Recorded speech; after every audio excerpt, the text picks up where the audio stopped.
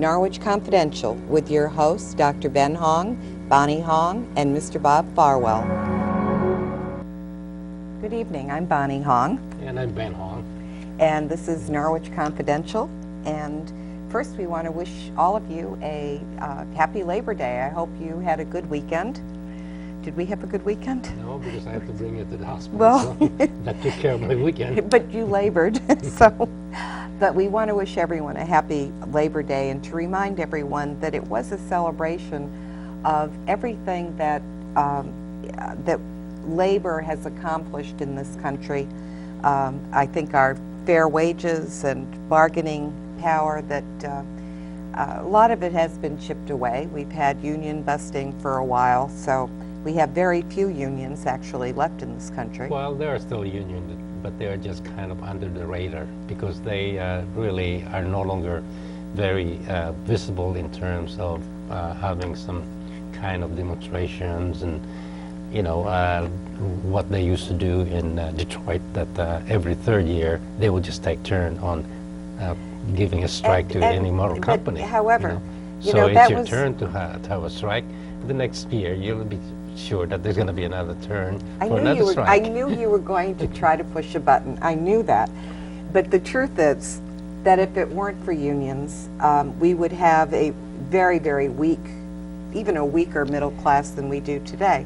It's because unions did negotiate for fair wages that we did not have the income inequality that we currently see, that is so prevalent, where you have, you know, the millionaire and billionaire CEOs with people just making $24,000 a year in their companies. That kind of inequality did not happen when you had strong unions. But Labor Day is over. I don't want you to argue with me about this. Times are changing, and yes, there was a time when union was very important.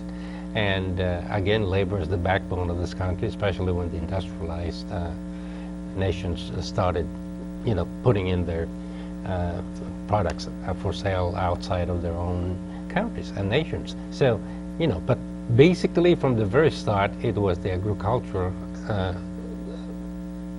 produce that sustained the country, and those are really just family, moms and pops and so on, so they produce all the products and so on to feed the nation. But then when the industrial age came to play, laborers became a very important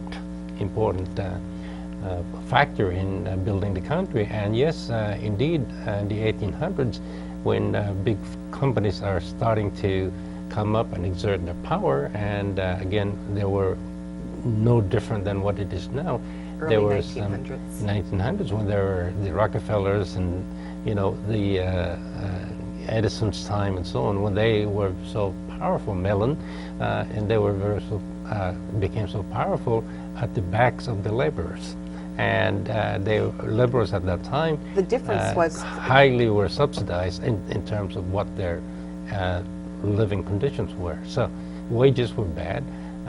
They were really worked all the way to the bone, and yet children were also employed. I mean, yes, it was. So, and that was a good time for the union, and the union to come in, it was just about the right time. Now they have to change the mentality of the corporate officers in such a way that, hey, this is not all just profit for you guys.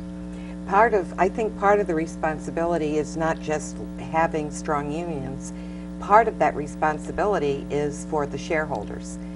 People that sit on the boards of these corporations sit on multiple boards.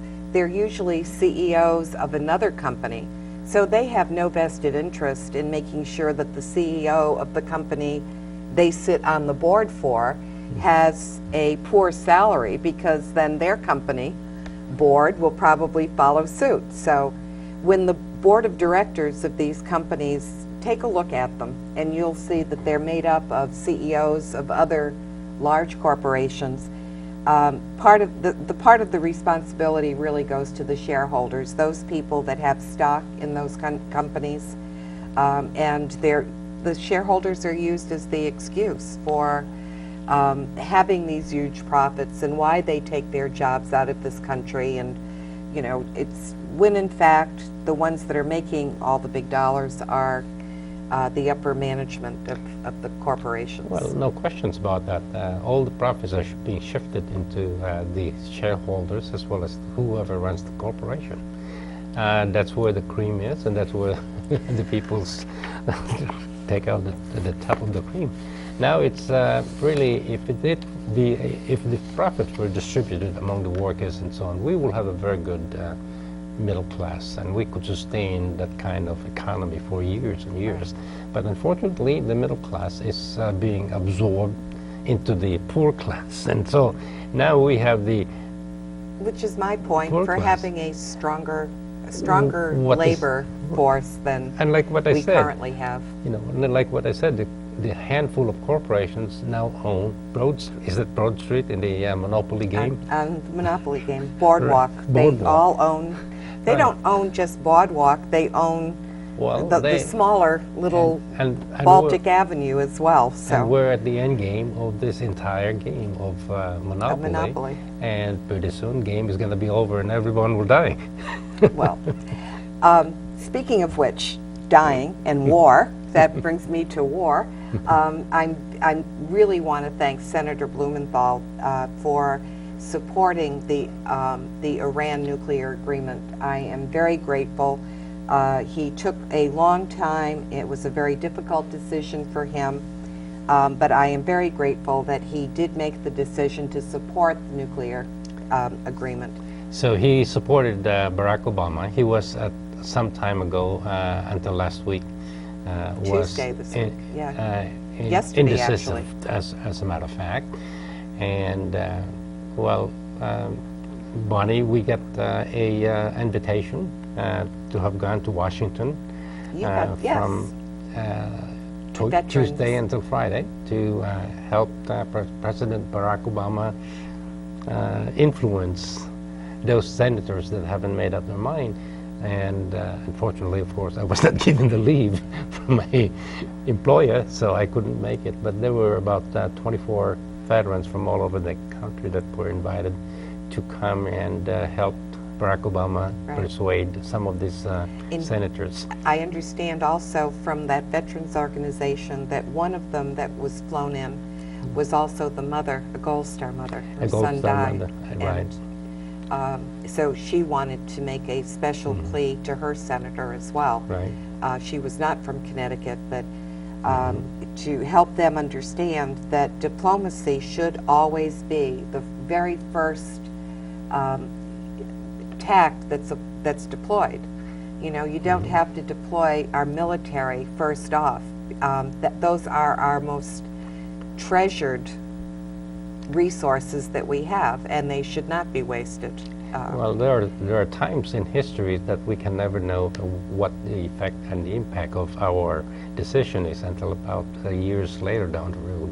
So whether this is a good decision or not, we will know. Right, but at least at least this country is attempting diplomacy first. We can always use the military option. That doesn't take that off the table. But it's certainly our first attempt, being diplomacy, should be applauded. And I do thank Senator Blumenthal for a tough decision on his part, but I'm glad that the decision was to support the agreement. Well, so that's good. Okay. Now, I think one of the, let me just explain very quickly our show for the next couple of weeks, if that's okay. Sure, go ahead. Because we will have no show next week. Comcast Studio will be closed, so we will have a video that will be on the show next week on one of our pet topics. But then on September 23rd, our guests will be the Registrar of Voters here in Norwich, both the Democratic and Republican Registrar of Voters. So we can go over how, if you are a Democrat and want to vote in the Republican primary, how you would transfer your affiliation. If you are a Democrat and would like to vote in the Democratic primary, again, how you would do that, because you have to do that before January 20th. And if you are an unaffiliated voter, the timelines for that. So we'll have a number of topics to discuss with our registrars. But that also kicks off our election season, because in November, we will all be going to the polls locally. So, And we wish that, of course, everyone will make their choice and do go out and vote. but they have to know who they're voting for first. And they have to know who they're voting for. Now, this is a local election, so Right. We're really interested in who's running which position in Norwich. So we will have, we're inviting all of the candidates to come on the show. Hopefully, we are starting with the Board of Education, so starting September 30th, we will have either the Democrats or the Republicans that are running for the Board of Ed come Candidates for each party. on. Candidates for each party will be here. Not on the same day. We're going to take all the Democrats, then all the Right. Republicans. Also, we will then have the people that are running for treasurer. Right. This is a position that has not had a candidate in a number of years, I guess. And this is going to be exciting also, because we're going to talk about the bond. And then we'll talk about the issues that will be on the referendum. Right. Because our ballot is two sides this year. There are so many referendum issues that we want to discuss what is on the referendum. And then the last two shows in October we are devoting to the city council race. So you'll have a chance to ask questions Specifically meet and ask any question you your would like. Favorite city council, and of course all the talks that we did in the past when everything came out, that why did they do this and why did they do that and why did they voted for this, those time can be a little bit too late. So you'll have to know when do you go to talk to them to get your voice heard. And this is the time. Before the decision was made or before the vote was cast. Right. It's important that you know where they stand on a lot of the issues. And of course, it's important to know who they are. And who they are. Obviously, you will be just knocking on someone's door and you don't Right. even know who they are. Because that's generally, we have very little debate among the candidates for local office. That's right. But, you know, we're hoping that because you will get to know them, with both of the town committee chairmen on our last live show, we did talk about how unresponsive both sides, both Democrats and Republicans, have been in this council. Well, yes, that is true, because it's now becoming to be citywide. So citywide is being now represented by the whole group of Republicans or Democrats. There was a time, of course, when it was precinct presented. Right. So we know who is representing your neighborhood. Right. And if that is the case, then you're in a better position to voice out your opinion. Yet on the other hand, also there's a problem with that, because the other precinct's representative will probably say, well, I really don't care about your opinion because you don't live in my precinct. So that, you know, yes and no, you can say which is a better way, but at least you know who your representatives are, Right. and to go to them before a vote is cast and before a decision was made. But now, they're all your representatives. So, Exactly. you know, they should So- be responsive in some way to, when we email them or call, or So all- you should be able to get an answer from So one all or of them. none would be responsible or accountable. Right. And that is how Exactly. it- All or none should be. So that's kind of our lineup, taking us right through the November election. And then if you have ideas for what you would like to see on our show, again, drop us an email or check us out on Facebook. Tonight, we're We're going going to present to you a map and let you figure out what this means. yeah, let's go to the map for just a second. It's been sitting here next to us for a Right. while. Yeah, obviously this is the map of the United States and different states, and you can see the line drawn from each state. I wonder if they exist Which somewhere. states really Right. exist? Right. We were recently, within the last couple of weeks, out in Oregon. I think that most of us recognize, you can come back here for a while. Yes. Most of us do know, Mike, Greg? Okay, Yeah. all right. Really, But we last weekend we're in Oregon, we were in Oregon. Northwest, and as you can see in that map, there was that brown And we'll go back kind to of it in a minute. But color, red color. right.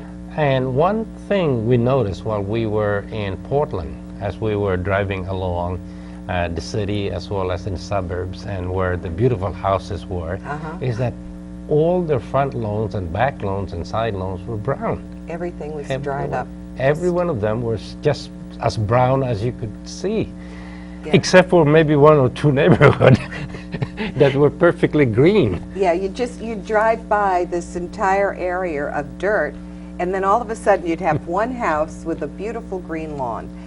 And your first instinct was to protest. You know? First of all, you don't know what's happening here. How come all of them are so brown and dried out? All That the was a lawns? surprise. I That think was a surprise.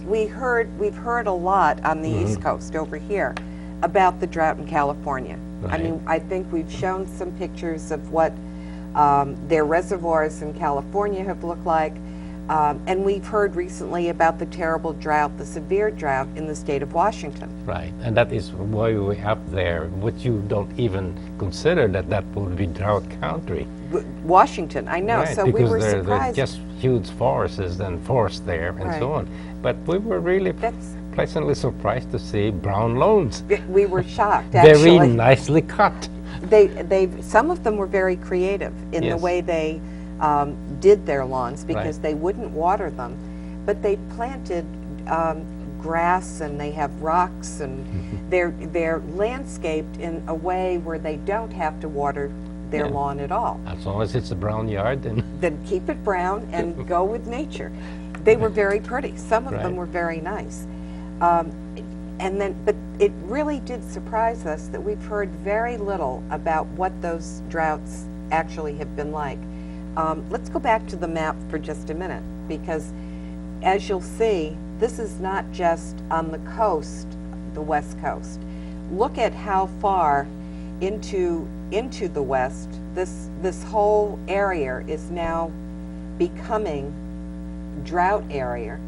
Obviously, there's some places in the southern area that is beginning to have moderate drought, and all you have to do is drive around Norwich a bit, folks, and you will begin to see the beginnings of all those brown grass.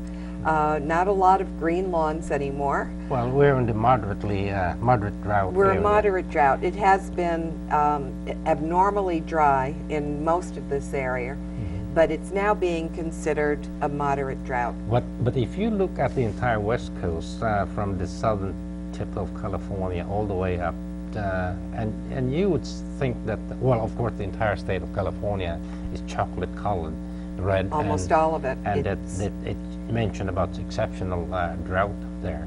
And you would imagine that, well, gee, that probably is where most of the drought would look like. But if you look at all the way up north, you'll see all the way This up is extreme. extreme.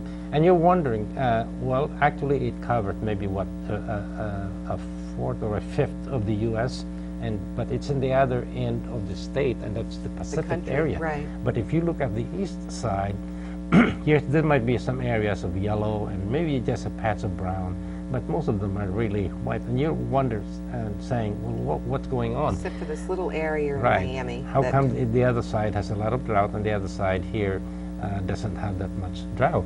And I'm surprised, Ben, at the amount that there is. Well- I did not realize that we were already, I mean, we know how hot it's been and how dry it's been, but I did not really think about this being a drought area.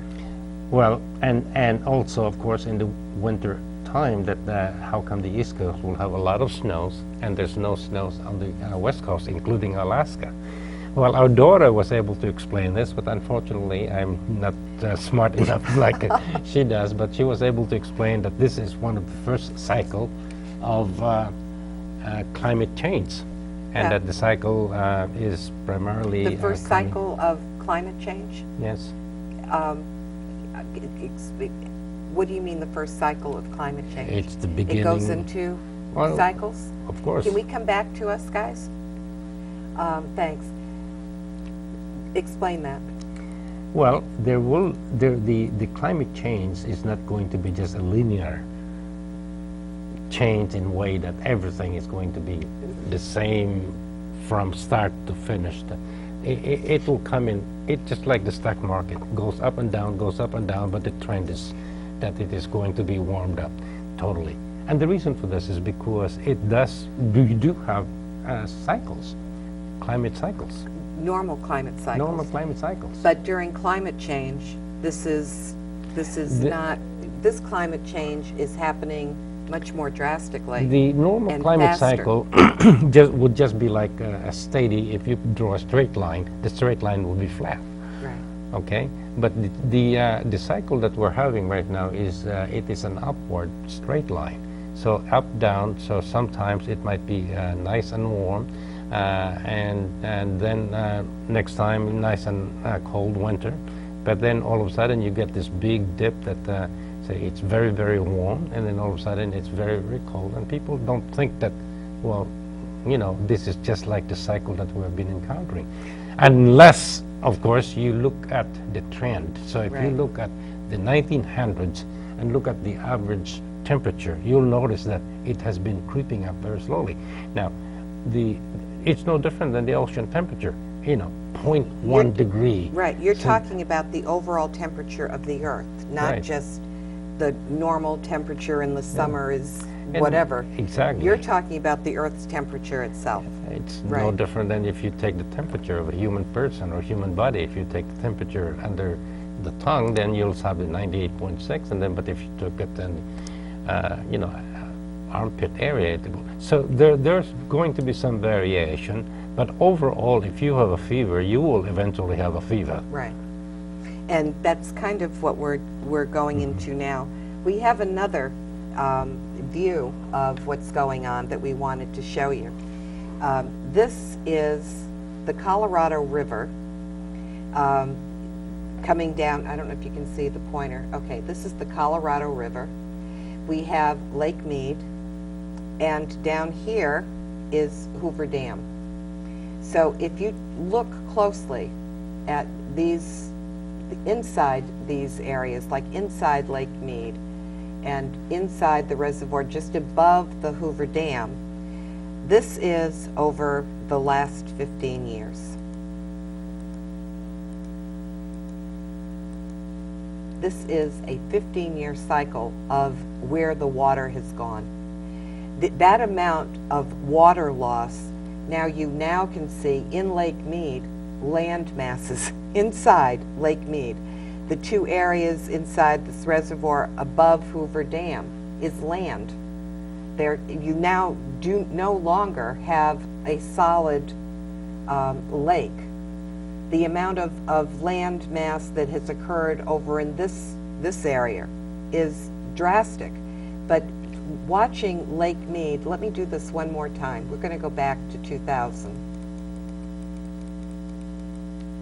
Okay, so this is 2000. And then within this very short period of time,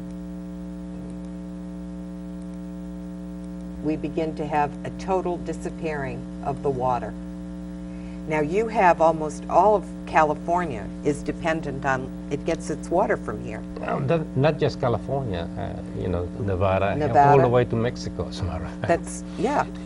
And, I mean, that's what the Colorado River used to be, was supposed to flow all the way down to Mexico. You know, I mean, we just kind of stopped it. Right. So the water level, of course, is so low that never had the history been recorded that it's going to be this low. And that's what you see in some of the, you know, the boat docks that they have. That now they have the docks in instead of being on water, it's on land. It's all on land. The docks are all on land because the water line has receded so much that it's now so many feet down, you know, the line, and so they've never had that for the simple reason that if they knew that that was going to be like that, I would not build my dock right on that water. I would have built it a little bit further down. What is really frightening is there's a photograph of the reservoir behind the Hoover Dam, and you have these tall columns. They're immense columns that are holding this this one pier.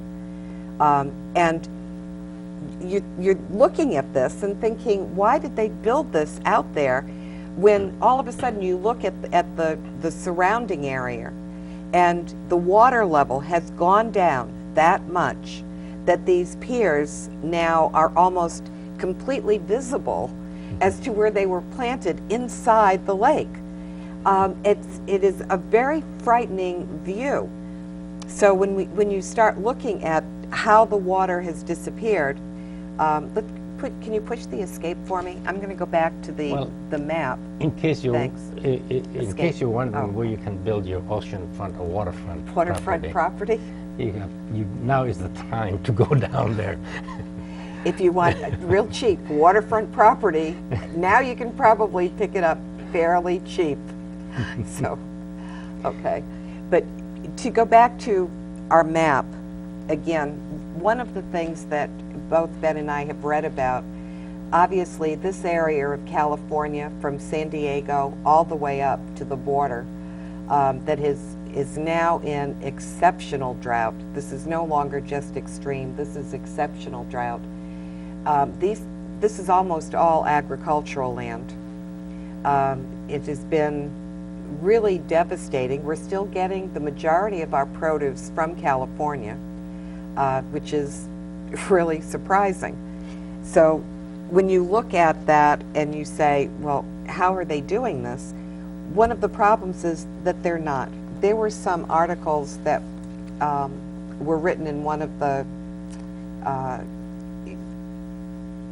environmental magazines that really, from this one author who went out there, and he has a number of photographs that he took with this to talk about this one town in California that has no running water anymore. Every well in this entire community has already dried up. Well, yeah, but we also have to make it clear that there's a difference between just having a drought and having climate change that leads towards drought, because in climate change, obviously you assume that there's a warming of temperature.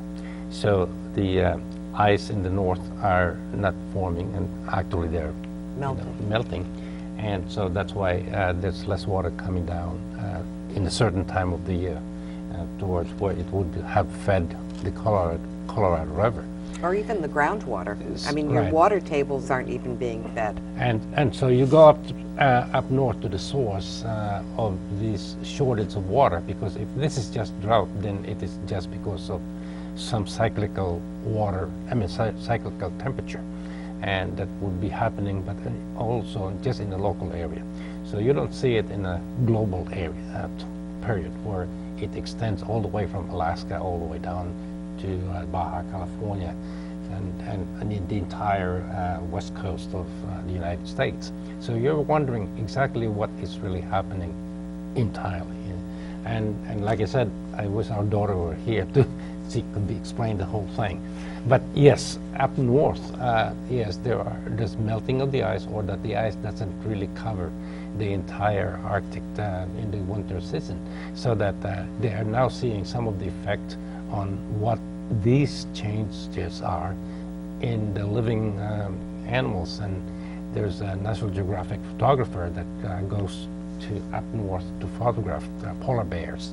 And for the last 25 years, he says, in all his 25 years of doing this, he had never seen a dead polar bear. In 25 years of photographing up in Alaska, he has never seen a dead polar bear. Yeah. Because because they live happily. They eat, at that they time fish, they eat, and they stretch under the sun and just kind of eat themselves, and then and that's what they do. But unfortunately, he said that when he went there this time to photograph the polar bear, the area where he sees the most, all he sees were dead bodies of polar bear, and they're all so skinny and starved and so on. And so he came to the conclusion that something must be happening. And of course, his conclusion was, well, the polar bear died because of starvation. And that's basically what the conclusion was at that time. Right. So the question really is, well, how is this all this whole thing affecting us?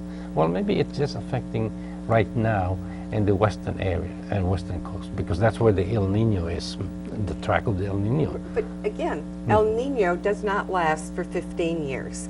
And we just saw the video that showed the effect of all of this on the Colorado River, because California has been in this state for 4 years now. It's going into its 4th year of extreme drought. I mean, that's why you don't have reservoirs anymore. The reservoirs don't disappear after one bad year of El Nino with temperatures getting high. This is the 4th straight year of this extreme drought. So this cannot be attributed to an El Nino. Well, if our daughter is correct into saying why this is happening, her prediction is that if last winter we were really buried under snow, the prediction is that this winter the East Coast will also be buried some more snow. But what's interesting, I understood about the fact that, when you get a lot of snow, you get, in the spring, you get the melt off and the runoff, and so your springs and your rivers get rejuvenated, the groundwater gets rejuvenated, so your water table under the ground goes back up. That's the cycle that occurs. We have a good snow, and we have good rain or good water then in the spring. When you look at this map, this area right down through here, through this section, are all mountains. Up here in Washington, you've got a lot of mountain ranges. And yet, because of that, I mean, even with all of these mountain ranges here, they didn't get enough snow because it melted so quickly. That's what you're saying, right? Yeah. The snow didn't harden up, and it just melted so quickly that it didn't give it a chance for the spring to come in and have the spring thaw, which brought the waters down in a nice, slow way. There just wasn't, the temperatures were too high to sustain the snowfall. And that's what's really scary about this. Well, we're probably coming to see the beginning of what they call as the California desert. Wow. Sahara Desert used to be, Sahara used to be a forest. I mean, there were. You also have Death Valley there that used to be. Well, in you can California, drive through it now and not die, but. Well, yeah. actually, unfortunately, there's somebody who did die. Yeah. Some tourists. In any case, if this continues on, and is it a change of what the temperature is going to be because of the Earth's temperature eventually it's going to warm up, or is this man-made? And that is where the issue is, and that is where, number one, where the debate is. Is this man-made or is this not man-made? Is this reversible? That debate doesn't even come into effect when you see that, yes, climate change is occurring. How much impact man has had on this, we recognize we do have some impact on it. We recognize that. You can't have that much methane, again, warming up the earth. At the same time, when you deliberately drill under glaciers for oil, that drilling all by itself, even if there is no oil spill, the effect of drilling itself releases methane. You tell me what methane does under the ice. Well, the city of New York alone has a lot of methane coming up. Ben, okay, just before you make those jokes, just tell me what happens to methane under ice when it's released during drilling. Actually, you can see those methane bubbling up in the water. And what happens to it? And it goes up and gets released into the atmosphere, forms one of those methane cloud, and this methane cloud happens to be like a cloud that hangs over your head. And so, it will heat the earth a little bit quicker. Under the ice, when it cannot escape, it's again melting the ice from underneath. Yeah. They've seen this in the Well, the methane Iceland or cloud is getting bigger and bigger. the one And that's one of in the the things that they used to say is this, that remember in the 1980s they used to say that there is this big hole up in the Arctic from, using this airspray or oh yeah, the ozone. ozone layer, Right. Something like that to It protect destroyed the one of the, but in this ultraviolet area, lights, it was yes. this four, So now it's a methane cloud that is that's really right here. right. And when NASA first discovered that methane cloud, they didn't believe it was a methane cloud. They kept trying to figure out, they thought it was an anomaly in their photographing, and because it was so large, it's actually the size, these four corners, they said it was what, the size of Rhode Island or larger than that? Well, I don't remember, but right here in the four corners, it covers such a large area that even NASA could not believe that it was actually a methane cloud. Just by being released from all of the oil drilling in that area, or the fracking or whatever they're doing. so what does this whole thing mean, Bunny? Tell me, what does it mean, Ben? Well, basically, Are we going to a tipping point? we already are. I We- think the tipping point is already passed and reached and passed. And the question really is, how can you reverse this? And it may already be too late. If it is too late, let's not assume that it is too late. I want to believe that we have a couple years left to do something. Well, Because if it is too late, what does that mean for humanity? well, first of all, we will see this thing happening and enlarging in the western part of the United States. And if it reaches this area, which is a third, then definitely that's going to happen.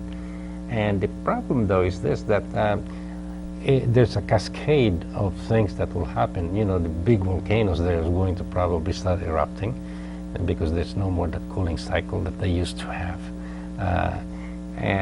So there's going to be a lot of changes. The important change, of course, is the food source that we're having now, because there's a lot of farmland that's going to be affected, especially here in the United States. And remember that the United States is the produce or bread basket, not just of the United States, but also of the world.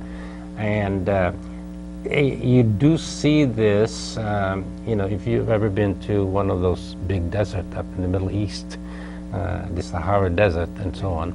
And yes, you can grow plants there, but I tell you, it's just like watering your garden. You get an acre of greens, it's like your garden. You got to water them like every hour, and you will see green.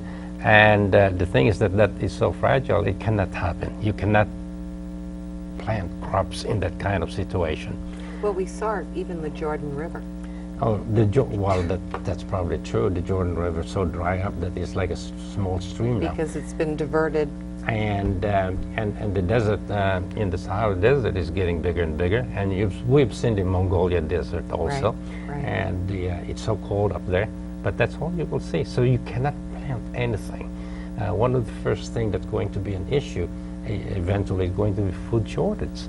So before anything can change, or before anybody can notice anything as far as temperature is concerned, it's going to be the scarcity of the food. And that is what the first thing that we will all find out, that food is more difficult to get by nowadays. Now, we won't notice it here in the United States for the simple reason that we get fed first from our produce. But it will be noticed more in areas like Africa, and maybe even Europe, because they really have very little farm areas there, except for maybe small areas. But they will notice anything that comes from the field is going to be immediately impact. It will immediately impact not just the third world, second world, or first world. And so bread is going to be scarce. Potatoes are going to become scarce. And like I said, we won't notice it because we would be the last group of people that will, by the time it becomes a scarcity like famine, everyone else in the world would already have died of famine, like in Africa and so on. So And But the even problem, though, is that is this going to be, like I said, a very slow upward swing? Well, we have reached what we call the tipping point, and now the climb is going to be like so sharp that it's just going to climb all the way instead of slowly traveling up, gradually. So the tipping point is reached then. So it's just like when you reach that point of no return, the entire upswing is going to be so rapid. I think that when I first saw this map and I realized how far inland this drought was, it wasn't just a small area in San Diego. It wasn't just that one little reservoir. And I think because most of us don't travel that much, we had no idea that it had already gotten to this point. I mean, even the people that live in this one town that the reporter went to, when he talked about this entire town that has made its living in agriculture for all of these years, they have no drinking water, they have no water to wash with. It wasn't food that became their first concern, it was water.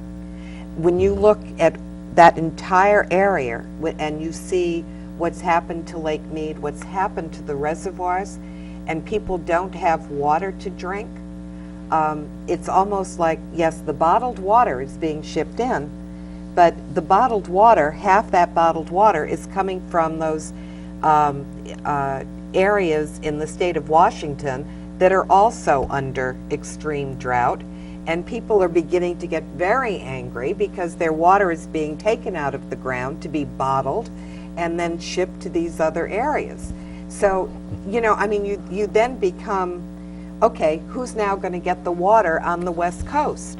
So it's not just our food supply, it's basic water. Well, the nearest fire hydrant neighborhood will have the water. All right, go ahead with that story. Well, anyways. The fire hydrant story. Well, that has become a joke. A joke and a laughing. It's not very funny. I mean, who did that? I don't know, but anyways. One of the actors? I can't remember which one. That's now their favorite thing to do, that is to find a fire hydrant so they can steal water. Yes, you have to tell the whole story. The audience doesn't know this. There's an actor in Hollywood that, because of the drought, I mean, Hollywood is in the midst of all of that exceptional drought area. And of course, they're not supposed to be watering their lawns. They're not supposed to be wasting this water. And their pools, they have and they're in their pools, and all the things that we normally take for granted for water. He hired a water tanker, and once a month sent him out to the fire hydrant that's down the street, right.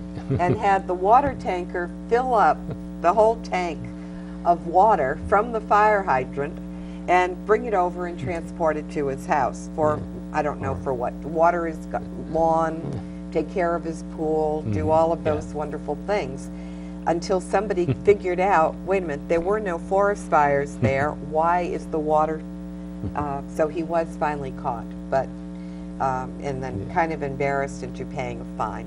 But I think that when you start looking at what's happening on the East Coast, not all the way down, but in New England, and then in the real southern states, we're all getting into that same situation here. Well, not quite as what is happening. Like our daughter was saying that this area is going to experience it differently.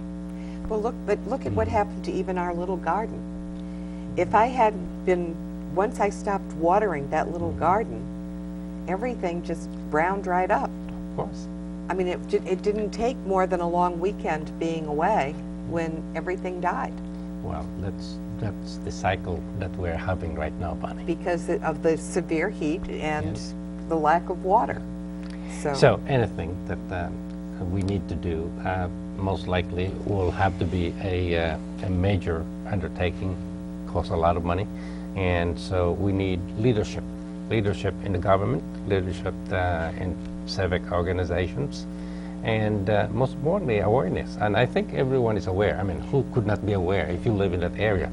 So They were aware. I mean, you drive through there, folks. Believe me, these people are very, very aware of the severity of this drought. but the thinking, though, unfortunately, is this, that this is just this year. Yeah. And that is the most common thinking of the people that we encountered there. It's just this year. Oh, the river is way down, low. Oh, yeah, it's just going to be this year. Next year is going to be okay.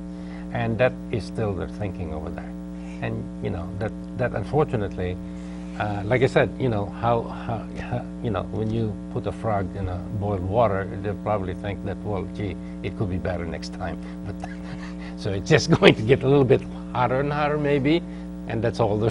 I know. So their thinking is that, oh yeah, so we get a little brown patch of front lawn this year, but next year it's going to be better. The problem is that when you, even to me, I mentioned this a number of years ago about the Antic River. Like going into the Thames, we have two rivers that come up both sides of Norwich. The Antic comes up and obviously goes right through Yantic. And when I was a kid growing up in Norwich, I used to go down to the Antic River with my dad. We lived up on Overlook, which is up off of Asylum Street in the housing project that's built up there. We used to go down to the Antic River. He had a little rowboat. The river came up so far that there were days when I would walk to school on Asylum Street, and because the river would almost flood, and the water would be almost up to the sidewalk. It was not unusual to cross that bridge that goes from Asylum Street up to Sachem Street, to have that water level so high. You never saw a tree in the middle of that. I mean, that was all a river. And you look now, and you could hardly get a rowboat all the way up to Yantic on the Yantic River anymore.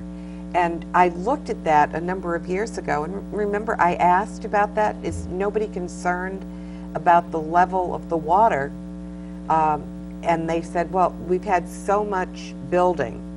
If you go up into Yantic and go up onto some of those areas up there, all of those are wells, and that the wells tap into, you know, that groundwater that normally would have run eventually into the Yantic River.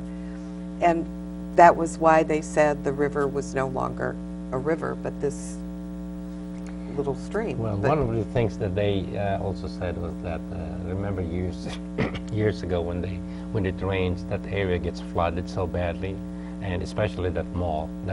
Right, the Norwich Town Mall used to get flooded because the Yantic River would come up. Right, and also where the railroad track is. Mm-hmm. And so there was apparently some action taken at that time, and that was to dredge the river deeper. And since then, they said there had not been any single they didn't need flooding. Right. Well, no, they don't need to dredge it at all because there's no water coming down through it.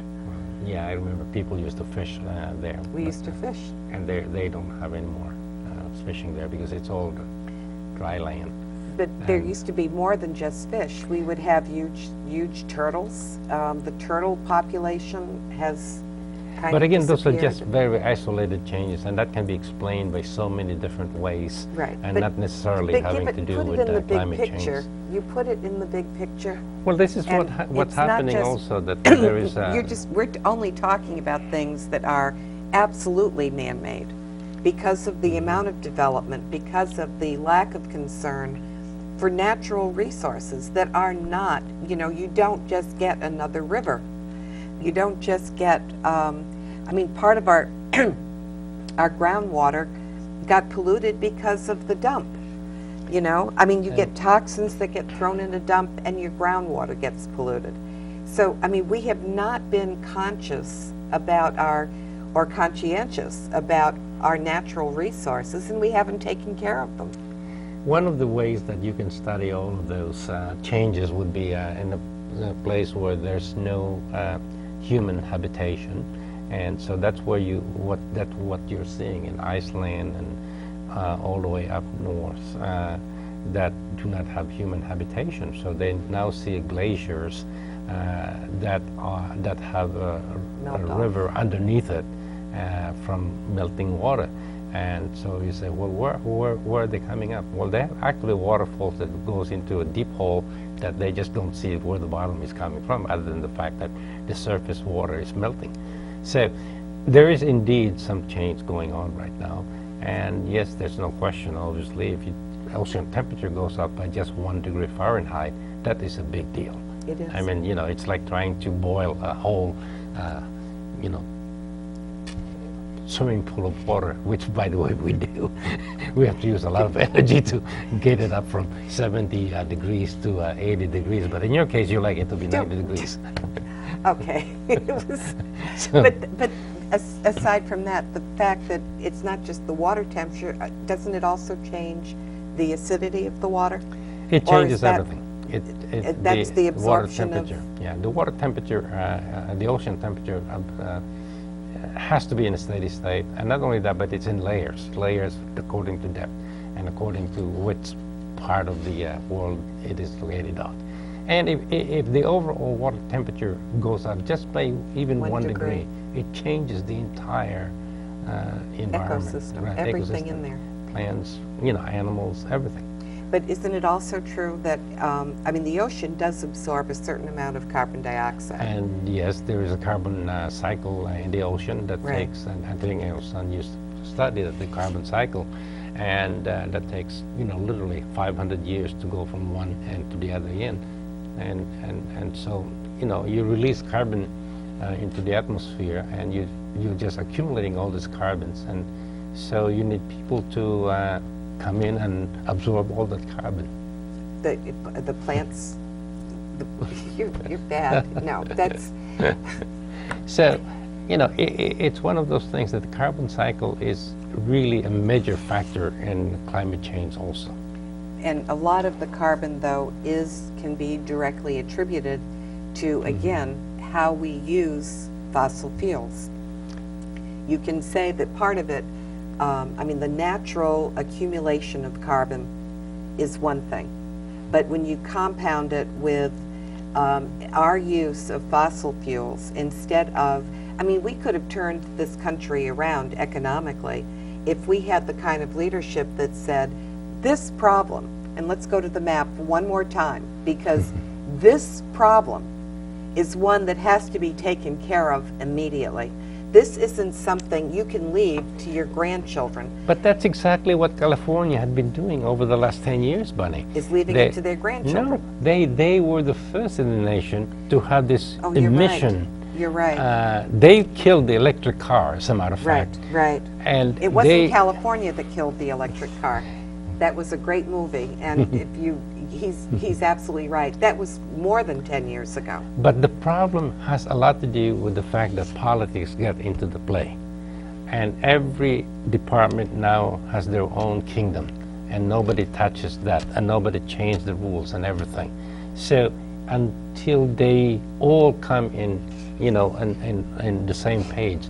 And it's no different than the military. You know, the Army had their own different codes and different way of communicating, and the Navy have their own different way of communicating and so on, but nobody shares anything.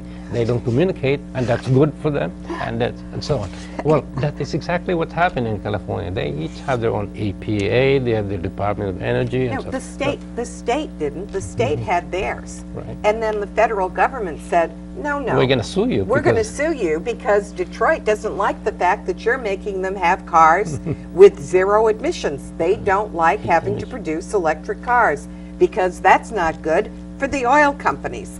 So these two got together and with Washington and sued the state of California for having a law that said Zero emission. zero emissions by Emissions. 2000 or something.